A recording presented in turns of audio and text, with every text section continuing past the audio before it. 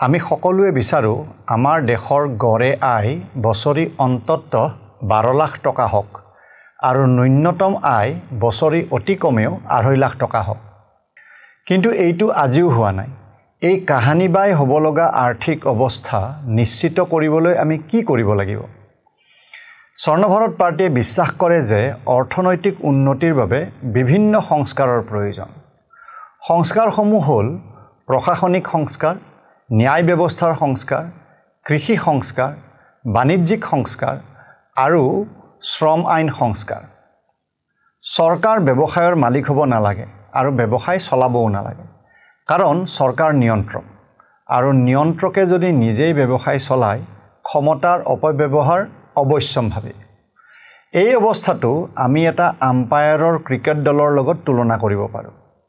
এই সকলোবোৰ জানিও চৰকাৰে বহু ক্ষেত্ৰতে নিজেই উদ্যোগ চলাই আছে, যেনে বেংক, বিত্ত, বীমা, পৰিবহণ, উৎপাদন ইত্যাদি, আৰু কোনোটোৱেই ভালকৈ চলাব পৰা নাই। চৰকাৰে দৰাচলতে কেৱল সেইবোৰ সেৱাহে চলাব লাগে যিবোৰৰ মূল্য নিৰ্ধাৰণ কৰিব নোৱাৰে, অৰ্থাৎ ৰাজহুৱা সম্পদ, পাব্লিক গুডছ। ৰাজহুৱা সম্পদ মানে সেইবোৰ বস্তু বা সেৱা যিবোৰ মূল্য বা টকা নিদিলেও উপভোগ কৰাৰ পৰা বাধা দিব নোৱাৰে, যেনে মথাউৰিৰ দ্বাৰা বানপানী প্ৰতিৰোধৰ সুবিধা সকলোৱে উপভোগ কৰিব। কোনোবাই সেই সেৱাৰ বাবে টকা, মূল্য, মাচুল দিয়ক বা নিদিয়ক। সেয়েহে ৰাজহুৱা সম্পদৰ কাম চৰকাৰেহে কৰিব পাৰে। অৰ্থনৈতিক উন্নতিৰ ক্ষেত্ৰত প্ৰশাসনিক সংস্কাৰৰ প্ৰয়োজনীয়তা সাংঘাতিক বেছি বুলি আমি দৃঢ়তাৰে কওঁ। ন্যায় ব্যৱস্থা সংস্কাৰ। ব্যৱসায়ত বিবাদ হ'বই। এই বিবাদসমূহ সোনকালে নিষ্পত্তি কৰিবলৈ ন্যায় ব্যৱস্থা সক্ষম হ'ব লাগিব। কিন্তু আমাৰ দেশত তাৰ ঠিক বিপৰীত দৃশ্যহে দেখা যায়।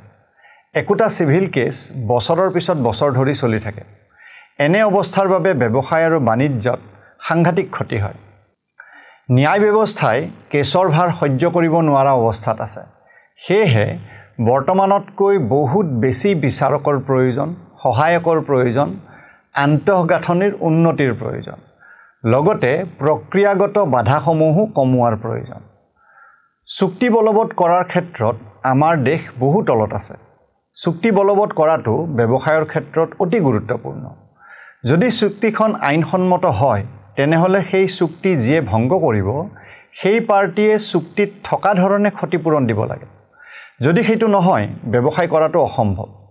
অন্যথা এটা পাৰ্টিয়ে সুবিধা ল'ব কিন্তু নিজৰ দায়িত্ব পালন নকৰিব। আমাৰ দেশত যিহেতু চুক্তি বলবৎ কৰাৰ ক্ষেত্ৰত বহু দেৰি হয়, ব্যৱসায়িক দিশটো আগবাঢ়ি নাযায়। এবিধ সৰল চেক বাউন্স কেছো বহু বছৰ ধৰি চলি থাকে। বিকল্প বিবাদ নিষ্পত্তিৰ ব্যৱস্থা যেনে আৰ্বিট্ৰেশ্যনৰ ব্যৱস্থা বহুলভাৱে গ্ৰহণ কৰিব লাগিব। আৰ্বিট্ৰেশ্যনৰ গুণগত মানো উন্নত কৰিব লাগিব।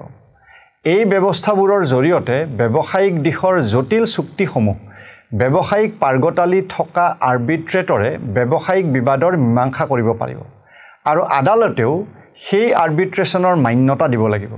অন্যথা আৰ্বিট্ৰেশ্যনৰ সিদ্ধান্তৰ পিছত বিবাদ আকৌ আদালতত ঘূৰি থাকিব।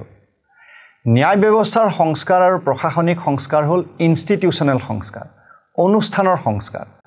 অৰ্থনৈতিক উন্নতিৰ ক্ষেত্ৰত এই সংস্কাৰৰ প্ৰয়োজনীয়তা সৰ্বাধিক।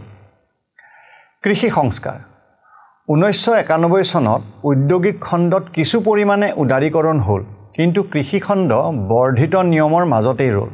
কৃষকে নিজৰ উৎপাদন উত্তম মূল্যত দেশীয় বজাৰত হওক বা আন্তঃৰাষ্ট্ৰীয় বজাৰতে হওক বিক্ৰী কৰিবলৈ স্বাধীনতা পোৱা নাই। এই নিয়ম হেনো বনোৱা হৈছে উপভোক্তাৰ স্বাৰ্থত, যাতে কৃষিজাত সামগ্ৰীৰ মূল্য বৃদ্ধি নহয়। কিন্তু কোনো কোটিপতি কৃষক নাই, বৰঞ্চ খেতিয়কৰ বাবে জীয়াই থকাটোৱে এটা প্ৰত্যাহ্বান বুলি ক'ব পাৰি। কৃষিকাজ এক নিম্ন লাভজনক কাম হৈ পৰিছে আৰু যিয়ে পাৰিছে এটা পিয়নৰ চাকৰি পালেও খেতিৰ কাম ত্যাগ কৰিছে। গৱেষণাই দেখুৱাইছে যে এই নিয়মসমূহৰ বাবে ভাৰতীয় কৃষকৰ $30 বিলিয়ন অৰ্থাৎ 2.55 লাখ কোটি টকা বছৰি ক্ষতি হয়।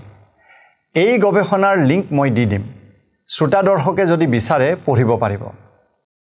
কৃষিজাত সামগ্ৰীৰ মুক্ত বাণিজ্যই হঠাতে মূল্য বৃদ্ধিৰ সৃষ্টি কৰিব বুলি ভবাৰ কোনো ভিত্তি নাই যিকোনো সামগ্ৰীৰ মূল্য নিৰ্ভৰ কৰে সামগ্ৰীটোৰ চাহিদা আৰু যোগানৰ ওপৰত এখন মুক্ত বজাৰত কৃষিজাত সামগ্ৰীৰ অভাৱ হলে বজাৰে অধিক বিনিয়োগ কৰিব বা আমদানি কৰিব বা উৎপাদন ক্ষমতা বৃদ্ধি কৰিব উদাহৰণস্বৰূপে অষ্ট্ৰেলিয়াত পিয়াজৰ মূল্য বহু বছৰৰ পৰা প্ৰায় একেই আছে কাৰণ উৎপাদন ক্ষমতা বৃদ্ধি পাইছে কৃষকক নিজৰ উপাৰ্জন বৃদ্ধি কৰিবলৈ নিদিয়াৰ ফলত কৃষিত বিনিয়োগ আৰু উৎপাদন ক্ষমতা হ্ৰাস পাইছে দৰাচলতে আমি কৃষকৰ উপাৰ্জন বৃদ্ধি কৰাৰ নীতি গ্ৰহণ কৰাটো উচিত ইয়াতকৈ স্বতঃসিদ্ধ কথা প্ৰকৃততে আৰু একো নাই কৃষকৰ উপাৰ্জন বাঢ়িলে দেশৰ এটা বুজন সংখ্যক মানুহৰ উপাৰ্জনটো বাঢ়িবই লগতে শিল্পৰো লাভ হ'ব কাৰণ এই উপাৰ্জন বৃদ্ধিৰ ফলত সকলো ধৰণৰ ডিউৰেবল সামগ্ৰীৰ যেনে ৱাশ্বিং মেচিন ৰেফ্ৰিজাৰেটৰ ইত্যাদিৰ চাহিদা বৃদ্ধি পাব ইয়াৰ ফলত গোটেই দেশৰে উপকাৰ হ'ব যিদৰে সফটৱেৰ উদ্যোগৰ ৰপ্তানি কৰাৰ সম্পূৰ্ণ স্বাধীনতা আছে তেনেধৰণে কৃষকেও নিজৰ খেতিৰ বস্তুৰ ৰপ্তানিৰ সম্পূৰ্ণ স্বাধীনতা পোৱা উচিত কৃষকে অধিক ভূমি কিনিব নোৱাৰাৰ নিয়ম কৃষিখণ্ডৰ উৎপাদন ক্ষমতাৰ বাবে এক ডাঙৰ বাধা ভূমিসীমা আইন এক ভুল ধাৰণাৰ ওপৰত ভিত্তি কৰি বনোৱা হৈছে আধুনিক অৰ্থনীতিত ইয়াৰ ঠাই নাই যি উৎপাদনক্ষম তেওঁৰ অধিক ভূমি থাকিলে দেশৰ উপকাৰ হয় বাণিজ্যিক আৰু বিনিয়োগ সংস্কাৰ যদিও 1991 চনত ভাৰতীয় অৰ্থনীতি কিছু পৰিমাণে উদাৰীকৰণ হৈছিল তথাপিও 1960ৰ দশকৰ ভুলবোৰ পুনৰ কৰা হৈছে ইম্পোৰ্ট সাবষ্টিটিউচনৰ নামত মেক ইন ইণ্ডিয়াৰ প্ৰয়োজন নাই কেৱল বজাৰৰ দাবী অনুযায়ী আমদানি আৰু ৰপ্তানিত স্বাধীনতা থাকিলেই যথেষ্ট এই আন্তঃসংযুক্ত বিশ্বত আমদানিত শুল্ক বৃদ্ধি কৰিলে ৰপ্তানিটো হ্ৰাস ঘটে কাৰণ বহু ৰপ্তানি সামগ্ৰীত আমদানিকৃত বস্তু ব্যৱহাৰ হয় আনকি ঔষধ বনাওতেও আমদানিকৃত বস্তুৰ প্ৰয়োজন ভাৰতৰ প্ৰযুক্তি খণ্ডৰ উন্নতিৰ বাবে বহু ক্ষেত্ৰতে বিদেশী বিনিয়োগ জৰুৰী কিন্তু আমাৰ নিয়মৰ কৰাকৰিৰ বাবে বহু ভাৰতীয় উদ্যোগেই ভাৰতত বিনিয়োগ নকৰি বিদেশত বিনিয়োগ কৰে কেৱল মুক্ত প্ৰতিযোগিতা আৰু নতুন খেলুৱৈৰ সহজ প্ৰৱেশেহে কাৰ্যক্ষম আৰু কম মূল্যত সামগ্ৰী প্ৰস্তুত কৰিব পৰা উদ্যোগৰ সৃষ্টি কৰিব আৰু উপভোক্তাৰ উপকাৰ কৰিব শ্ৰম আইন সংস্কাৰ শ্ৰম আইন কৰ্মচাৰীক সহায় কৰিবলৈ বনোৱা হৈছে এইবোৰে ন্যূনতম বেতন সুবিধা নিযুক্তি আৰু চাকৰিৰ বাতিল কৰ্মঘণ্টা ইত্যাদি নিয়ন্ত্ৰণ কৰে এই আইনসমূহৰ লক্ষ্য হৈছে ব্যৱসায়ৰ ক্ষতি নকৰাকৈ কৰ্মচাৰীৰ এক মৰ্যাদাপূৰ্ণ জীৱন নিশ্চিত কৰা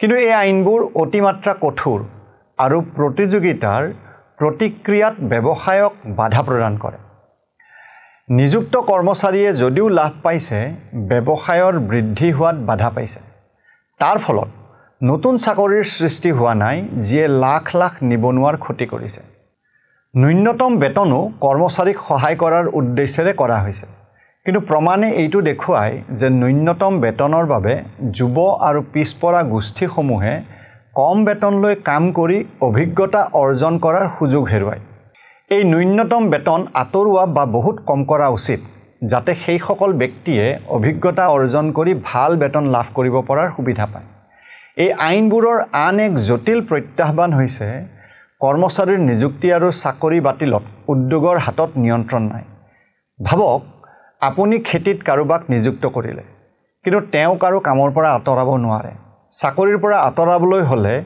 বহু প্ৰশাসনিক প্ৰক্ৰিয়া পাৰ হ'ব লাগিব যত বছৰৰ পিছত বছৰ লাগিব তেনেকুৱা হলে আপুনি কাৰোবাক কামত লগাবনে এই সমস্যাৰ বাবে অধিকাংশ উদ্যোগে উপঠিকাদাৰৰ জৰিয়তে কৰ্মচাৰী নিযুক্ত কৰে ফলত এই আইনে বেছিখিনি কৰ্মচাৰীৰ ক্ষতি কৰিছে কাৰণ উপঠিকাদাৰৰ দৰমহা কিছু পৰিমাণে হলেও কম এজন এণ্টাৰপ্ৰেনিয়ৰে যথেষ্ট সময় আৰু টকাৰ আশংকালৈ উদ্যোগ আৰম্ভ কৰে সেই উদ্যোগৰ পৰা তেওঁ যদি লাভ কৰিব নোৱাৰে বা স্বাধীনভাৱে কাম কৰিব নোৱাৰে বা লাভৰ ধাৰণাৰ প্ৰতিয়েই সমাজৰ বিতৃষ্ণা সহ্য কৰিব লাগে তেন্তে উদ্যোগ কোনে আৰম্ভ কৰিব যেহেতু আমাৰ আইনখিনিয়ে তাকেই কৰি আছে যিমান উদ্যোগ হ'ব লাগিছিল সিমান হোৱা নাই আৰু সেয়েহে লাখ লাখ নিবনুৱা আজিও ঘৰতেই বহি আছে আমাৰ শ্ৰম আইনসমূহৰ আমূল পৰিৱৰ্তন হ'ব লাগিব, য'ত উদ্যোগী আৰু কৰ্মচাৰী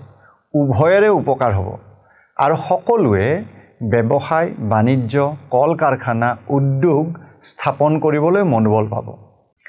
আমাৰ দেশ এখন উন্নত দেশ হ'বলৈ জনগণক ছাবচিডি বা অনুদানৰ প্ৰয়োজন নাই। প্ৰয়োজন মাথো ভাল নীতি আৰু অনুষ্ঠান আৰু এখন চৰকাৰ যিয়ে নিজৰ কাম সুৰক্ষা আৰু ন্যায় ভালদৰে কৰিব। তেতিয়াহে আমি সকলো ভাৰতীয়ই ভাল উপাৰ্জন কৰিব পাৰিম আৰু এক গৌৰৱময় জীৱন যাপন কৰিব পাৰিম। প্ৰিয় শ্ৰোতা দৰ্শক, যদি পাৰে কমেণ্টত জনাবচোন আৰু কোনটো বিষয়ত স্বৰ্ণ ভাৰত পাৰ্টিৰ মতামত আপুনি জানিব বিচাৰে।